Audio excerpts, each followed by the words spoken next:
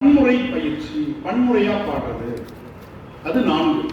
5வது சுத்தாங்கமாக பாடுதல் அல்லது அனுபவமாக பாடுதல் அப்படிங்கிறது 5. இந்த 5ல இப்ப நம்ம படிக்க தெரியும் எல்லாருக்கும், பாட்டு கேட்டிருப்பீங்க. இப்ப 3வது முறை என்ன முறை சொல்லியிருக்கேன்? பாராயண முறை. அதுல இந்த பதிகத்தை நம்ம எப்படி பாடுறது? இந்த பாராயண முறை அப்படிங்கிறது சந்த முறை. சந்தம் என்று சொன்னால் ஒவ்வொரு பாட்டுக்கும் அதனுடைய லயம், தாளம் என்று ஒன்று இருக்கும். அதை நடை என்று சொல்வார். சந்தத்தை என்னன்னு சொல்லுவோம்? நடை. இப்ப ஒவ்வொருத்தரும் ஒவ்வொரு நடை நடப்பாங்க இல்லையா? நீங்க பாத்தீங்கன்னா சினிமாலே சொல்லுவாங்க, இது இந்த நடிகன் மாதிரி நடக்கிறது, அது அந்த நடிகன் மாதிரி நடக்கிறது அப்படிலாம் சொல்றோம் இல்லையா? அந்த ஸ்டைல், அதுக்கு பேர் என்னது? நடை. ஒவ்வொரு பாட்டுக்கும் ஒரு நடை இருக்கும்.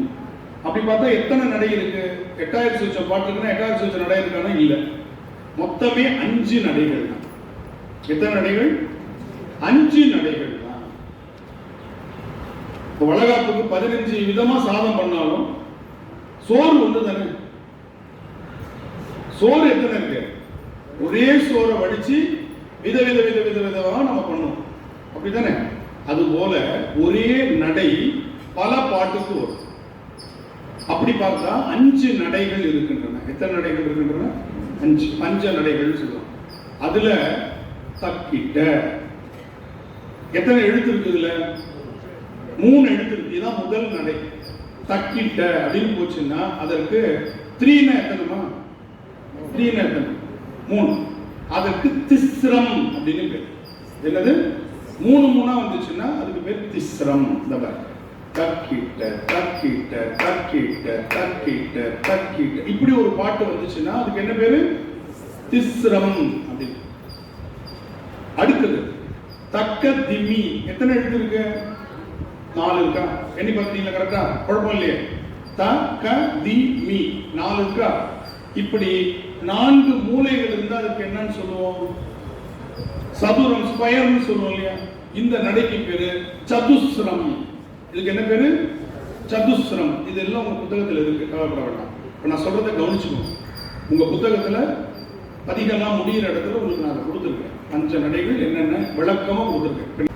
இப்ப சதுஸ்ரம், சதுரத்திலிருந்து வர்றது என்னது?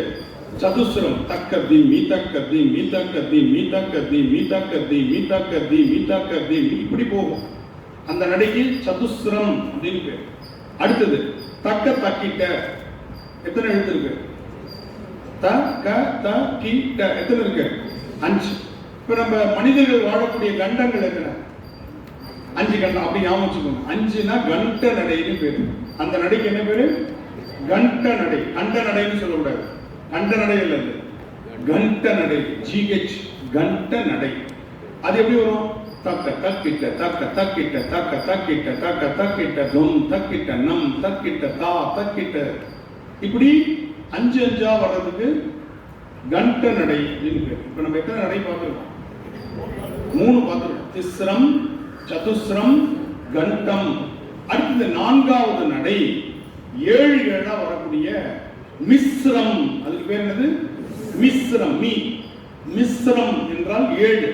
தக்கிட்ட தக்க திம்மி தக்கிட்ட தக்க திம்மி தக்கிட்ட தக்க திம்மி. தக்கிட்ட 3, தக்க திம்மி 4. 2 கூட்டினா எவ்வளவு? 7. சரியா இருக்கா? தக்கிட்ட தக்க திம்மி தக்கிட்ட தக்க திம்மி தக்கிட்ட தக்க திம்மி தக்கிட்ட தக்க திம்மி, இப்படி 7 7ஆ வந்தா மிஸ்ரம். 5வது நடை திருமுறையில கிடையாது. சங்கீரணம்னு அதுக்கு பேரு. கர்நாடக இசையில அதை வளர்த்து எடுத்துருக்காங்க. தமிழ் பாடல்கள்ல கண்ட நடையில நிறைய பாடல்கள், அதற்கு அடுத்து மிஸ்ரத்துல 1 2 பாடல்கள். அம்மா வெளியில போங்க, வெளியில போய் ஆஃப் பண்ணிட்டோம். 2வது முறை வந்து பார்த்தீங்களா?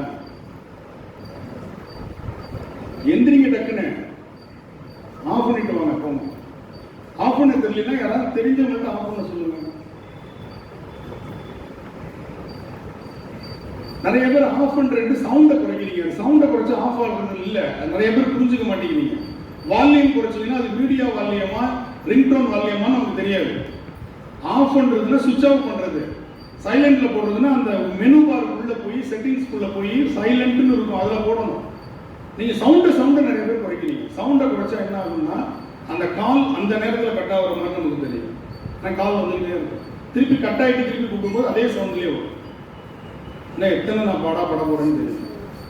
ஒரு முறை சொன்னா அதை கேட்கணும் அப்படிங்கிறது ஒரு சராசரியான ஒரு நாகரிகம். சராசரியான நாகரிகம். ஒரு முறை சொல்லிட்டா கேட்கணும். ஆஃப் பண்ணதுல கொடுங்க. சரி, ஏன்னா இது எல்லாம் ரெக்கார்ட் பண்றாரா, பூபதிக்கு ஏகப்பட்ட எடிட்டிங் வேலை வந்து. இப்ப நான் திட்டுறதெல்லாம் அதுல ரெக்கார்ட் ஆகிடும்.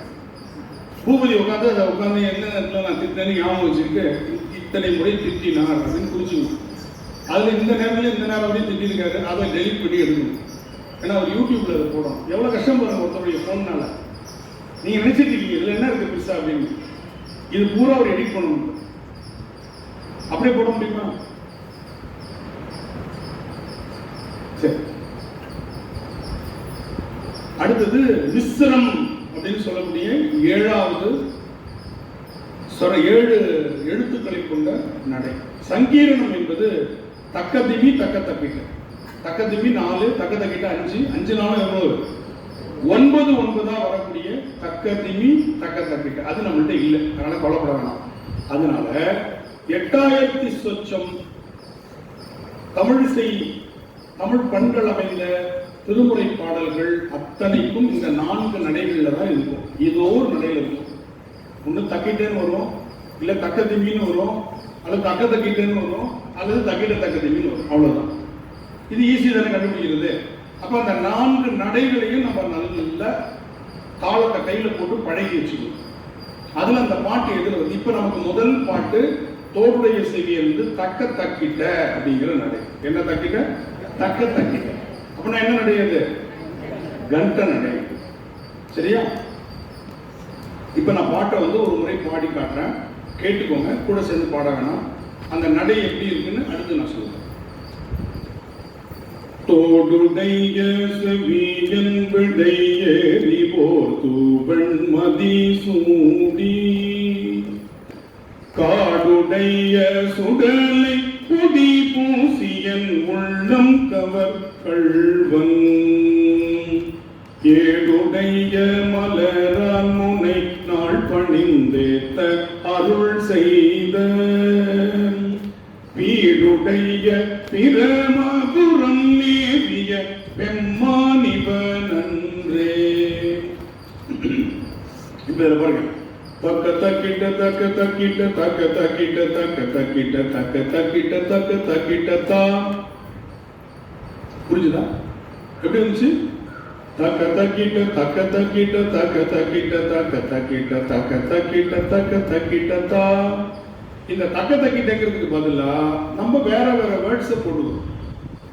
தோடுடைய செவியன் விடையேறின்னு ஒரு பாட்டுக்கு போட்டுக்கிறோம், அடுத்த பாட்டுக்கு முற்றலாமைன்னு போட்டுக்கிறோம். ஆனா அந்த பேஸ் ஃப்ரேம் என்னது? தக்க தக்கிட்ட. இப்போ ஒன்றும் இல்லை, 12க்கு 18 ஒரு ஃப்ரேம். ஃப்ரேம்னா தெரியுதா? Photo frame. அந்த போட்டோ ஃப்ரேம்ல சிவபெருமான் படம் மட்டும் தான் வைக்க முடியுமா? நீங்க எந்த படத்தை வேணாலும் வைக்கலாம். அந்த ஃப்ரேம்குள்ள செட் ஆகணும், அவ்வளவுதான். அது கண்ணனா இருக்கலாம், ராமனா இருக்கலாம், அனுமனா இருக்கலாம். புரியுதா நான் சொல்றது? எந்த படம் 12க்கு 18 இருக்கோ அத்தனை படத்துக்கும் அந்த ஃப்ரேம் பொருந்தும், அவ்வளவுதான். இப்ப இந்த தக்க தக்கிட்டங்கிற ஃப்ரேமுக்குள்ள இந்த 11 பாட்டையும் நம்ம பொருத்தணும். அதனால தோடுடைய செவியனுக்கு மட்டும்தான் தக்க தக்கிட்டன்னு இல்ல, புரிஞ்சுக்கணும். 11 பாட்டுக்கும் ஃப்ரேம் ஒண்ணு, படங்கள் வேற வேற. புரிஞ்சுக்கிட்டீங்களா? இப்ப பாருங்க, கவனிங்க. தோடுடை தக்க தக்கிட்ட எப்படி போறோம்? தக்க தக்கிட்ட தக்க தக்கிட்ட தக்க தக்கிட்ட தக்க தக்கிட்ட தக்க தக்கிட்ட தக்க தக்கிட்ட தா. சொல்லுங்க பாபு. தக்க தக்கிட்ட தக்க தக்கிட்ட தக்க தக்கிட்ட தக்க தக்கிட்ட தக்க தக்கிட்ட தக்க தக்கிட்ட தா. நீங்க கையில சொல்றதும் வாயில சொல்றதும் மேட்ச் ஆகும். கையும் வாயும் வேற வேறையா இருக்கக்கூடாது. பாருங்க, தக்க தக்கிட்ட எப்படி போற பாருங்க. தக்க தக்கிட்ட தக்க தக்கிட்ட தக்க. எடுக்கும் போது தான், திருப்பி தட்டும் போது கிட்ட. தட்டும் போது பாருங்க தக்க, திருப்பி எடுக்கும் போது தா, திருப்பி தட்டும் போது கிட்ட. புரிஞ்சுக்கிட்டீங்களா?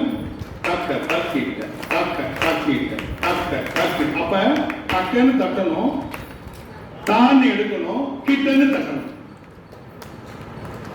எடுக்கும் போது இந்த தா வரணும், அவ்வளவுதான்.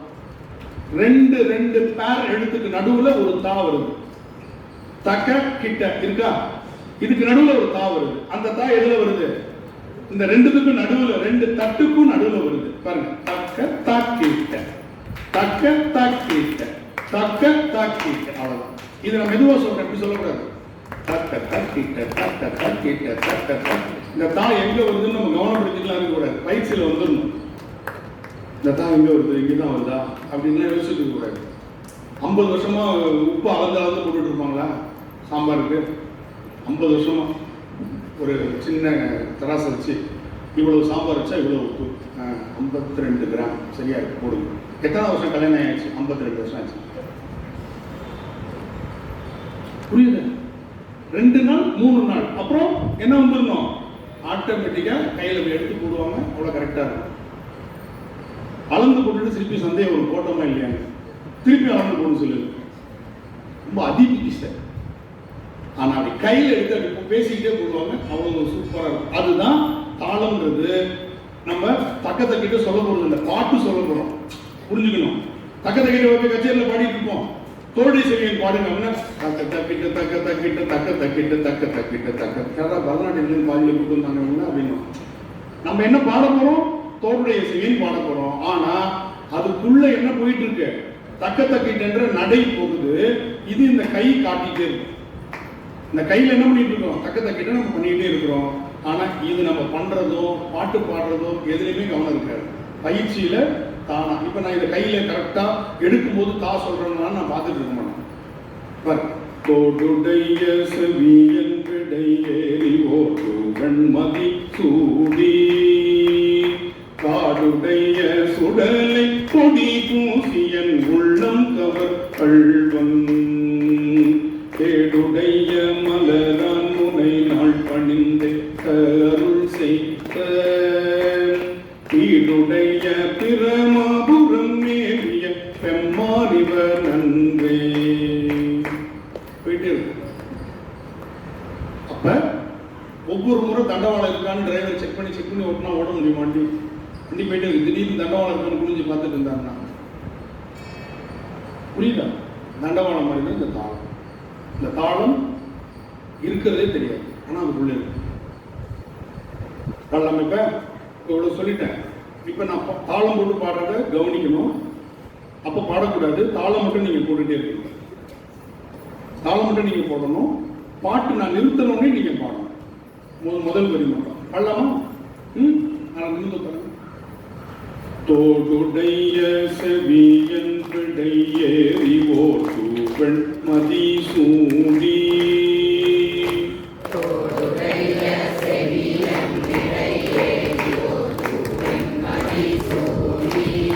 நீங்க கை தட்டாம கொடையில போட்டு பாடுங்க. கை தட்டினா ரொம்ப சத்தமா இருக்கும்.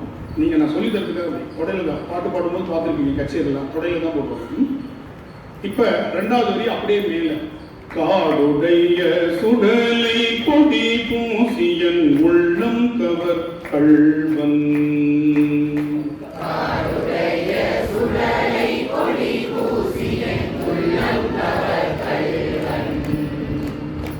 ஏடுடைய மலரான் முனை நாள் பணிந்தேத்த அருள் செய்த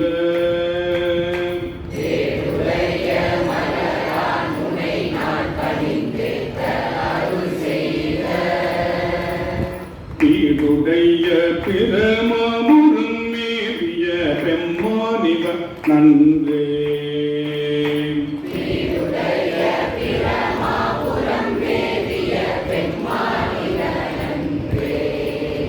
புரிஞ்சுதா? இப்ப நீங்களா பாட ட்ரை பண்றீங்களா? நீங்களா பாடலாமா? முதல் பாட்டு மட்டும். 2வது பாட்டு நான் சொல்லிட்டேன். பாடலாமா? பாடுங்க பார்ப்போம். தோடுடைய செவியன்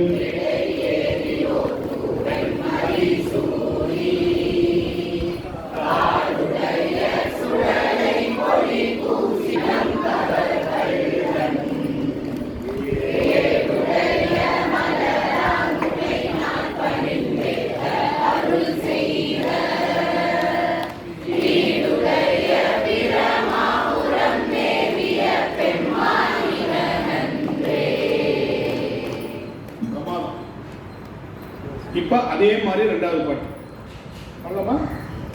முற்றலாமை எப்படி இருக்கோ அப்படியே படிங்க. புக்ல எப்படி படிக்கும் போது கவனிச்சுட்டே வாங்க. கூட சேர்ந்து பாடாம கவனிச்சீங்கன்னா அடுத்த வாட்டி நீங்களே பாடலாம். புக்ல எப்படி இருக்கோ அப்படியே நான் படிச்சுட்டு வருவேன். தாளம் இதே தான். முற்றலாமை இளநாகமோடே நமூளை கொம்பவை பூண்டு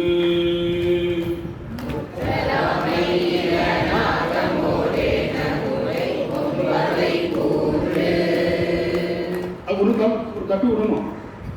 பூண்டு அப்படி சரியா? திருப்பியும் முற்றலாமை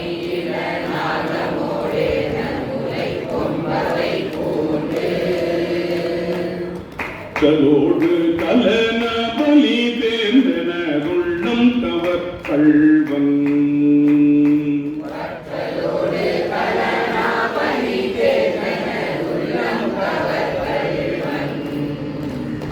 கற்றல் கேட்டல்லுடையார் பெரியார் கழல் கையார் தொழுதேத்த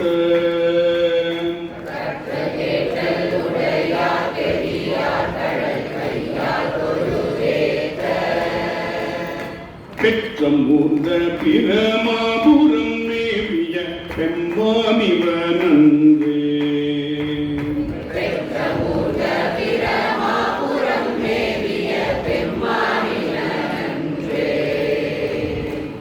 அடிக்கடி நான் சொல்ற உதாரணம் திருப்பி நினைவுபடுத்துறேன். குழந்தைங்க முன்னாடி வச்சுக்கிறது பேசுறதுங்கிறது லைட் ஆஃப் பண்ற மாதிரி, பாடுறதுங்கிறது ஃபேன் ஆஃப் பண்ற மாதிரி. இந்த உதாரணம் பல முறை சொல்லியிருக்கேன் பழைய மாணவர்களுக்கு. பேசுறது டக்குன்னு நிறுத்துனா நிறுத்திடும், பாட்டு அப்படி நிற்க கூடாது. ஃபேன் ஆஃப் பண்ணதுக்கப்புறம் என்ன பண்ணும்? கொஞ்சம் நேரம் சுத்தி சுத்தி சுத்தி, அதுதாங்க பாட்டு. பாட்டு படக்குன்னு நிறுத்தக்கூடாது. புரியுதா? பெற்றமூர்ந்த பிரமாபுரம் மேவிய பெம்மானிவனன்றே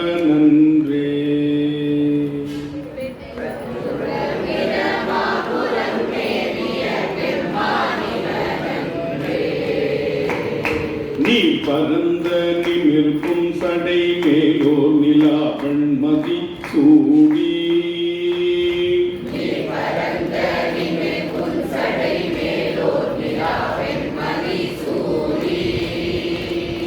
ஏ பரந்த இனவள்வளை சோரையன் உள்ளம் கவர் கள்வன்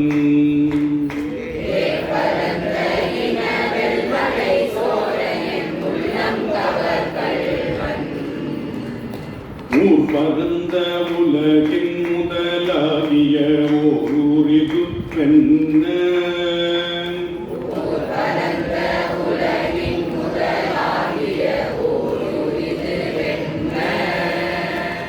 பேர் பரந்த பிரமாபுரம் மேவிய பெம்மானிவ நன்றே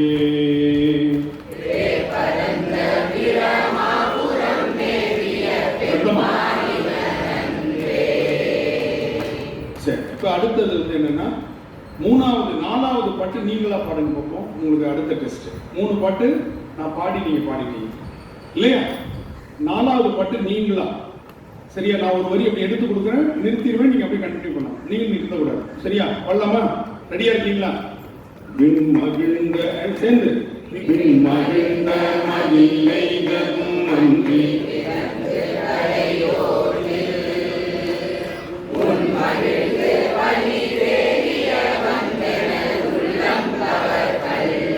சூப்பர்.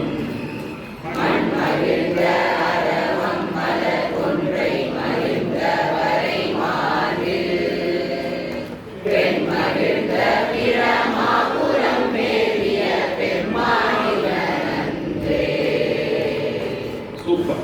இப்போ நான் என்ன பண்ண போறேன்? ஒருமை பெண்மை உடையம் இல்லையா? அதை நான் முழுசா பாடுறது கவனிக்கிறீங்க. அதுக்கப்புறம் அதை நீங்க அப்படியே நீங்க பாருங்க.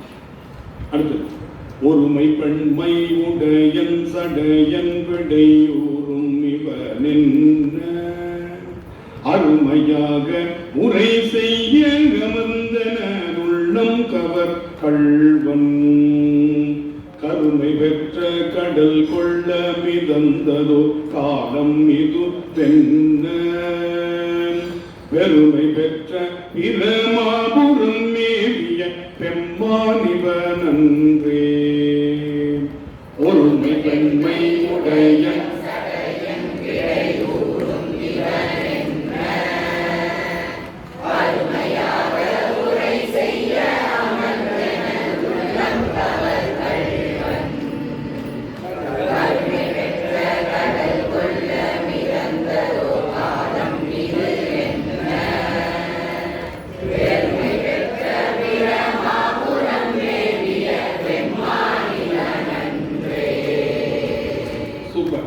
ஒரு வரியா சொல்றேன், ஒரு வரியா சொல்லுங்க.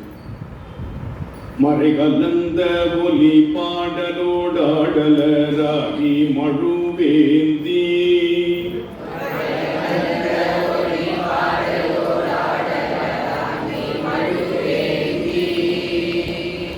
இறை கலந்த இனவள்வளை சோரையன் உள்ளம் கவர் கள்வன்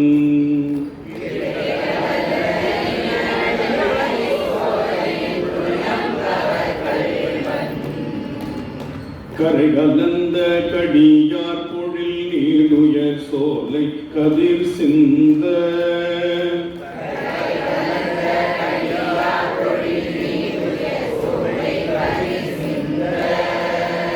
பிறை கலந்த பிரமாபுரம் ஏவிய பெம்மானிவனன்றே.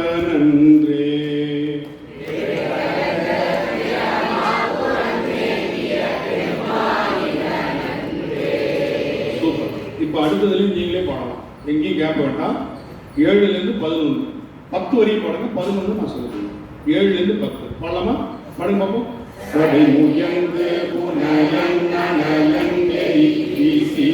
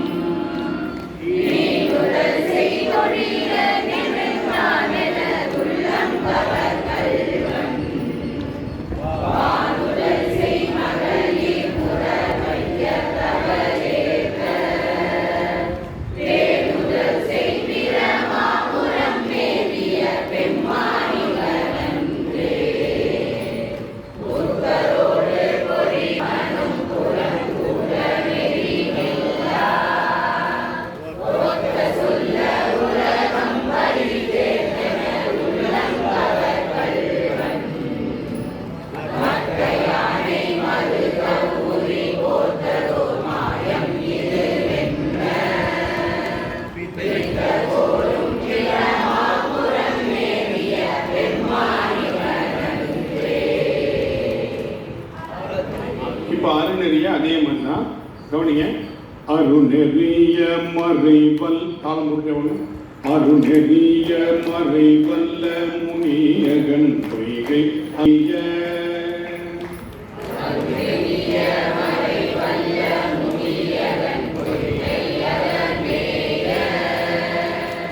பெருநெறிய பிரமாபுரம் நேவிய பெம்மானிவன் தன்னை